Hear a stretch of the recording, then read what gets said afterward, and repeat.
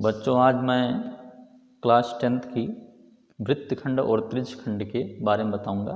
वृत्तखंड क्या है, त्रिज्यखंड क्या है। तो त्रिज्यखंड है वृत्त का वह भाग जो त्रिज्याओं और उसके संगत भाग से, संगत चाप से घिरा हुआ भाग त्रिज्यखंड कहलाता है। और वृत्तखंड वह है जो जीवा और चाप से घिरा हुआ भाग वृत्तखंड कहलाता है। अब यहाँ पर हम देखेंगे कि वृत्तखंड क्या है। वृत्तखंड देखिए, इसमें त्रिज्यखंड के बारे में बता रहा हूँ। त्रिज्यखंड वृत्तीय का वह भाग जो दो त्रिज्याओं और संगत भाग से घिरा हो। तो यहाँ पर हम देखेंगे AO और OB दो त्रिज्याएं हैं और संगत चाप ये है, ये इसके संगत चाप है। तो ये संगत चाप और दो त्रिज्याओं को मिला करके जो बना है, ये क्या है, छोटा लघु त्रिज्यखंड होगा। ये लघु और ये बड़ा चाप, ये वाला बड़ा चाप। तो AQB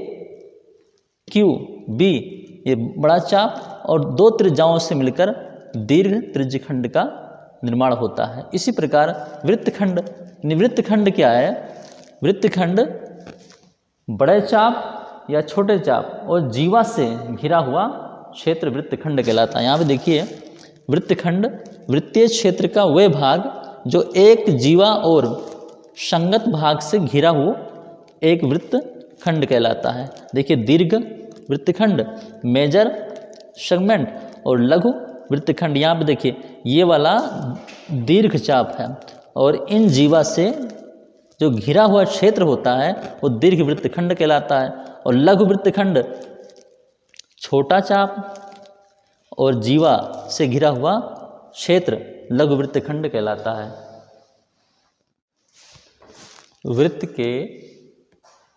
वृत्त का अंशीय माप के बारे में बताऊंगा। वृत्त का अंशीय माप होता है 360 डिग्री। अब 360 डिग्री अगर अंशीय माप है तो उसका क्षेत्रफल होगा πr²। लेकिन वही जब त्रिज्यखंड अगर मान ले कि उसके केंद्र पर 1 डिग्री कोण बनेगा तो उसका अंशीय माप अगर 1 डिग्री है तो उसका क्षेत्रफल होगा 1/360 डिग्री गुणे πr²। फिर अगर हम उसको देखें कि जब केंद्र पर थीटा डिग्री बना लें, जैसे यहाँ पर थीटा डिग्री बना है, थीटा डिग्री, तो उसका अंशीय माप होगा θ/360 गुणे πr²। इस प्रकार से अगर दो त्रिज्याओं और संगत चाप से घिरा हुआ भाग त्रिज्यखंड कहलाता है, इसका क्षेत्रफल निकालना हो तो त्रिज्यखंड का क्षेत्रफल होगा θ/360 गुणे πr²।